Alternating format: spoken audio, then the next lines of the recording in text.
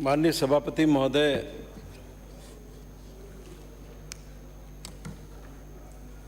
हमारे संविधान के अनुच्छेद 14 और 21 में देश के प्रत्येक नागरिक को अधिकार दिए गए और उसी की व्याख्या इस रूप में की गई है कि कैदियों को भी गरिमामय जीवन जीने का अधिकार है।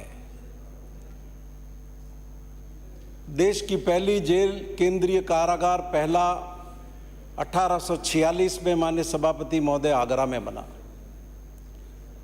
और तब से लेकर आज तक कैदियों के प्रति समाज का, शासन का नज़रिया लगातार वैसा नहीं बन पाया जैसा बनना चाहिए था। प्रयास तो अनेकों हुए, अनेकों समितियां बनी, यहाँ तक कि जस्टिस A.N. मुल्ला की कमेटी भी बनी जिन्होंने ये सिफारिश की कि जेलों में सुधार के लिए आयोग गठित किया जाए, लेकिन सुधार की गति वही है। राजस्थान उच्च न्यायालय भी 2012 से जेलों की स्थिति में सुधार के लिए एक पिटीशन की सुनवाई कर रहा है, जिसमें बिंदुवार सरकार को निर्देश भी दिए गए कि जेलों में सुधार कैसे लाया जाए। उसमें कई बिंदुओं पर पालना भी हुई, कई बिंदुओं पर पालना जारी भी है, कई बिंदुओं पर नहीं भी कर पाए हैं, लेकिन फिर भी मैं कह सकता हूं कि आज के परिप्रेक्ष्य में सरकार का नजरिया साफ है कि हम एक लोक कल्याणकारी सरकार है। हमें कैदियों के लिए भी उनके जीवन में जेल में रहते हुए बदलाव आ सके, इस बात का हमें प्रयास करना चाहिए। और इन विगत 4 वर्षों के अंदर अनेक कदम इस सरकार ने उठाए और जो कदम उठाए गए हैं उसको पूरे भारतवर्ष में माना भी गया है, रेखांकित भी किया गया है और राजस्थान को उसमें आला दर्जे के स्थान भी मिले। लेकिन कैदियों के प्रति शासन किस रूप के नजरिए के साथ आगे बढ़े, इस पर अभी भी माननीय सभापति महोदय बहुत चिंतन करने की जरूरत है। दुनिया भर में अलग अलग तरह की परिस्थितियां हमको मिलेगी।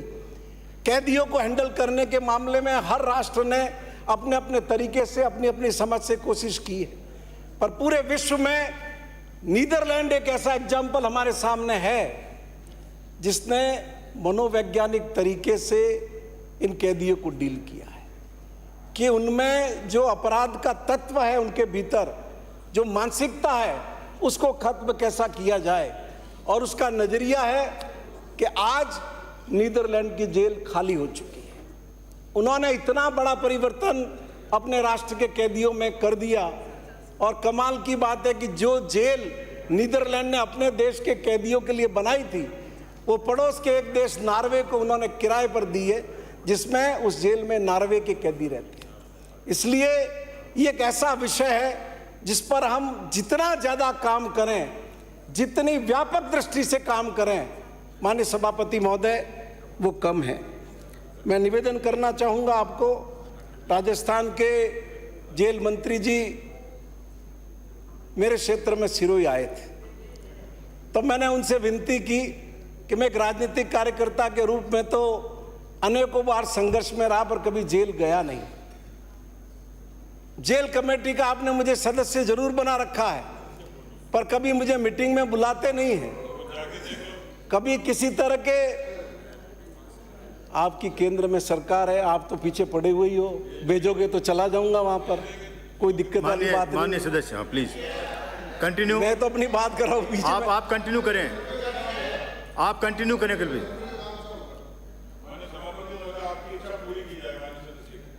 माननीय सदस्य हम सारे लोग जो इस तरफ बैठे हुए हैं सरकार के सहयोगी हैं, हम सारे इंतजार ही कर रहे हैं कि हम में से किस किस की कब बारी आई है, किस किस को हम ईडी को नाम दिया गया है, किस किस का नाम सीबीआई को दिया गया है। सारे लोग इस इंतजार में बैठे हुए हैं। विषय पर आ जाए प्लीज, प्लीज विषय पर आ जाए। इसलिए इसकी चिंता मत करो, हम घबराने वाले लोग नहीं हैं, हम घबराने वाले लोग नहीं हैं। हम वो है जिन्होंने वो रथ इस राजस्थान की सरजमीन पर रोक दिया जो सरकार गिराने के लिए निकल पड़ा। आप विषय पर आ जाएं प्लीज, सब्जेक्ट पे आ जाएं। आपकी कृपा चाहिए, विषय पर आ जाए। ये बार बार विषय पर आ जाएं। तो सभापति महोदय, मैं निवेदन कर रहा हूं कि मैं जेल समिति का भी सदस्य हूं, जिला कारागार की, पर मुझे कभी मीटिंग में नहीं बुलाया गया। मुझे कभी ये देखने के लिए किसी अधिकारी ने आमंत्रित नहीं किया कि जेल की व्यवस्था क्या है देखिए। आबू रोड की जेल के बारे में जब मुझे कैदियों के परिवार की तरफ से कभी सूचना मिली, तब भी मैं बेबस था कि मैं उन लोगों के लिए कुछ नहीं कर सकता था। मैंने वहाँ के डिस्ट्रिक्ट जज को टेलीफोन किया, किसी इस तरह के हालात सामने आए, तो उन्होंने वहाँ के जो CJM वगैरह जो भी ADJ वगैरह होंगे उनको भेजा कि उसको कैसे। तो मैं निवेदन कर रहा था कि जेल मंत्री जी जब सिरोही आए तो मैंने इनसे प्रार्थना की कि आप चलिए, आए हुए हैं यहाँ, जेल देख लेते हैं। मैं इनके साथ गया। सबसे दारुण दृश्य जो मैंने देखा, और मंत्री जी खुद साथ थे, ये क्या पंचायत है भाई? I am sorry. आप इस दोनों ही पक्षों से निवेदन है कि कृपया माननीय सदस्यों को बोलने दें, बीच में डिस्टर्ब नहीं करें, इधर वाले भी और इधर वाले। तो सभापति महोदय, मैं निवेदन कर रहा था मंत्री जी के खुद के सामने, उन कैदियों का वो दारुण दृश्य सामने आया कि जो 2-2 साल से उन कैदियों की अंडर ट्रायल है, उनकी पेशी नहीं हुई, उनको पेशी तक पे कोर्ट में नहीं ले जाया गया। आप अंदाजा लगाइए, हम कितना ही दावा करें कि हम ये सुधार कर रहे हैं, वो कर रहे हैं, जमीन पर हालात क्या है। ऐसे करोड़ों लाखों कैदी सड़ रहे हैं। जिस अपराध में उनको बुक किया गया है, संभव है उसी अपराध के मामले में जितनी अवधि की सजा नियत है उससे ज्यादा वो जेल में बिता चुके हैं, और लेकिन उनकी कोई पेशी नहीं होती। वो कोई संविधान नहीं जानते, कोई वकील उनकी पैरवी करने वाला सक्षम नहीं है, उनकी इतनी क्षमता नहीं है कि वो अपना पक्ष भी रख सके।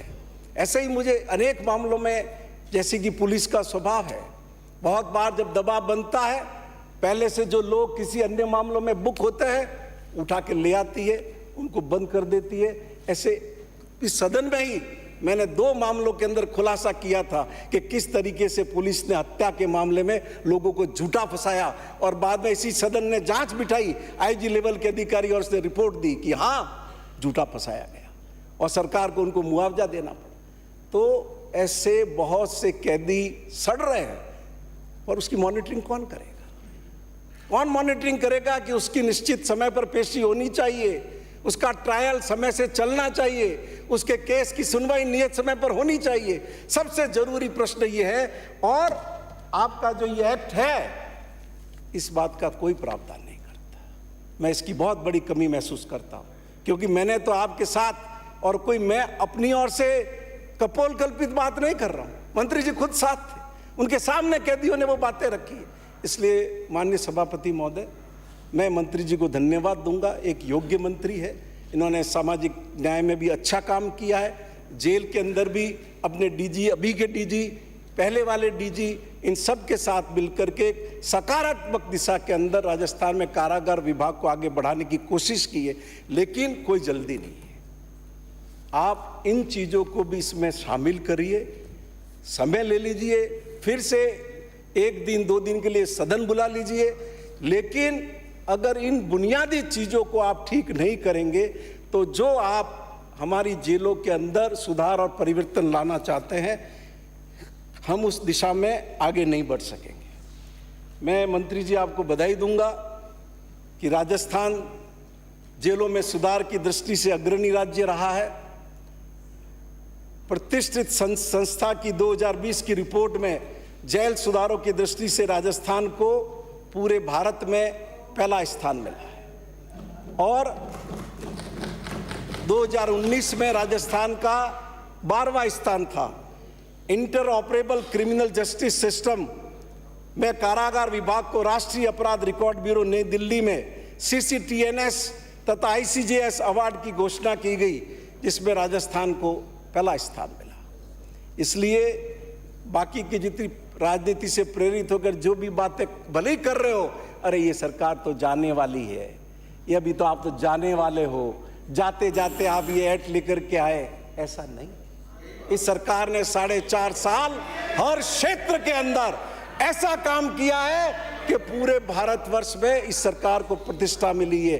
देश के प्रधानमंत्री इस स्टेट के चीफ मिनिस्टर के कोरा प्रबंधन की काम की सराहना करते हैं। और इतना ही नहीं, प्रति व्यक्ति आय के मामले में देश के अंदर ये दूसरे नंबर पर जाकर के खड़ा है, जबकि इंडियन एक्सप्रेस में भी 6 दिन पहले आर्टिकल छपा है, देश में 83% की लोगों की आय कम हुई है।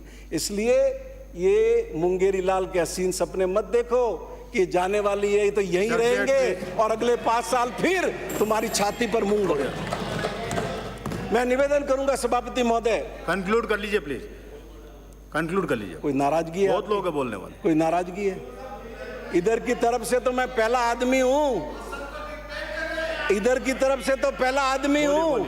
1 घंटा तो ये पेल चुके हैं पहले। प्लीज प्लीज, फिर भी आपकी बात का मैं सम्मान करूंगा। मैं तो बहुत अनुशासित सदस्य हूं। आसन के आज्ञा का पालन करना तो हमेशा मैंने अपना कर्तव्य समझा है। मैं कंक्लूड कर रहा हूं। जेलों की संख्या के आधार पर भी भारत में राजस्थान पहले स्थान पर है। 144 जेल है हमारे यहाँ। इसके साथ साथ बंदी की क्षमता के आधार पर हम 7वें स्थान पर हैं और महिला कारागार के लिहाज से भी पूरे भारत में हम पहले स्थान पर हैं। और वीडियो कॉन्फ्रेंसिंग की जो सुविधा कारागार उपलब्ध करा रहा है, उसमें भी भारत में राजस्थान 3रे स्थान पर है। ये जरूर अभी चूक हुई कि भरतपुर में कैदी ने कह दिया था कि मेरी जान को खतरा है, उसके बाद भी वीडियो कॉन्फ्रेंसिंग की सुविधा उपलब्ध नहीं करवाई और उसको अपनी जान से, अपने प्राण से हाथ धोना पड़ा। वो बहुत दुर्भाग्यपूर्ण है, दुर्भाग्यपूर्ण है। ऐसा नहीं होना चाहिए। हो सकता है, मैं श्योर नहीं हूं कि वो पुलिस में कस्टडी में था या आपकी जुडिशियल कस्टडी में था, मुझे अभी इसकी पुख्ता जानकारी नहीं है। लेकिन जो भी हुआ गलत हुआ। जब एक कैदी ने आशंका व्यक्त कर दी थी तो शासन का दायित्व था कि वीडियो कॉन्फ्रेंसिंग के जरिए उसको उपलब्ध करवाते। माननीय सभापति महोदय, मैं निवेदन करूंगा आपको कि जो कैदियों की क्षमता है जेलों के अंदर, जितनी क्षमता है उससे कहीं अधिक कैदी जेलों के अंदर है और जाहिर है उससे व्यवस्था पूरी नहीं हो सकती। आपने खुद ने सिरोही की जेल में अनुभव किया था, जब आपको बताया कि टॉयलेट जाने में कितनी समस्या होती है, कितने कितने लोगों को टॉयलेट जाने के लिए लाइन में खड़ा रहना पड़ता है। अब आप बताओ, कोई टॉयलेट रोक सकता है? और आपको हाईकोर्ट ने डायरेक्शन दे रखा है कि 10 कैदियों पर 1 टॉयलेट का आप अरेंजमेंट करो। लेकिन आप अभी तक भी, ये 2012 से हाईकोर्ट में पिटीशन आपकी चल रही है, लेकिन इसके बाद भी अभी तक भी आप उदयपुर की जेल है जिसमें आपकी बंदी संख्या, जो मेरे पास फिगर है 2022 का 1254 थी और शौचालय थे आपके 102। हाईकोर्ट के डायरेक्शन के बाद भी 30 टॉयलेट आपके वहां कम है। इसी तरीके से जो स्नानघर है, जो आपके होने चाहिए थे 132, वो 104। ये चीजें सभापति महोदय बहुत छोटी छोटी जरूर है, पर इसकी पूर्ति की जानी चाहिए। वो कैदी भी इंसान है और कम से कम उनको ऐसा सामान्य जीवन जीने का अवसर तो मिलना ही चाहिए कि जिससे वो स्थायी रूप से अपराधी नहीं हो जाए। ये जेलें हमने बनाई है इस दृष्टिकोण से बनाई हुई है कि हम उनको अवसर देंगे कि उनका सुधार हो सकेंगे। और आपने देखा, मैं सराहना करूंगा आपके विभाग की काम की। सिरोही की जेल के बाहर वो महात्मा गांधी की सुंदर प्रतिमा आपने देखी होगी। वो उसी जेल में बंद एक कैदी ने जो काम सीखा, उसी जेल में बंद कैदी ने बनाई और उस कारागार के बाहर लगाई गई। तो कौशल विकास, आत्मनिर्भर होना, रोजगार का सृजन, इन सभी दिशाओं में जेल के भीतर काम हो रहा है। और अब तो माननीय सभापति महोदय, हाईकोर्ट ने डायरेक्शन दिया 5 पेट्रोल पंप खोलने का, लेकिन पालना की गति बहुत स्लो है। अभी सिर्फ 1 पेट्रोल पंप आपका चालू हुआ है, जिसमें आप, मंत्री जी इशारा कर रहे 3 हो गए। अच्छी बधाई आपको, 3 हो गए। तो वैसे 5 का उनका डायरेक्शन था। मैं निवेदन करूंगा माननीय सभापति महोदय, जयपुर की सेंट्रल जेल, इसमें टॉयलेट में और नहाने का जो स्नानघर है, पानी प्रेशर से नहीं आता। ये कोर्ट ने आपको डायरेक्शन दिए कि आप इसकी व्यवस्था करिए, आप नहीं कर पाए। अभी तक भी 5 साल हो गए कोर्ट के डायरेक्शन को, अभी तक भी आप जो है वो कागजों में, पाइपलाइन में ही आपका काम चल रहा है और आप स्वीकृति प्राप्त करने की प्रक्रिया को आगे बढ़ा रहे हैं, जो बिसलपुर से कनेक्ट करने वगैरह का मैटर था। इसी तरीके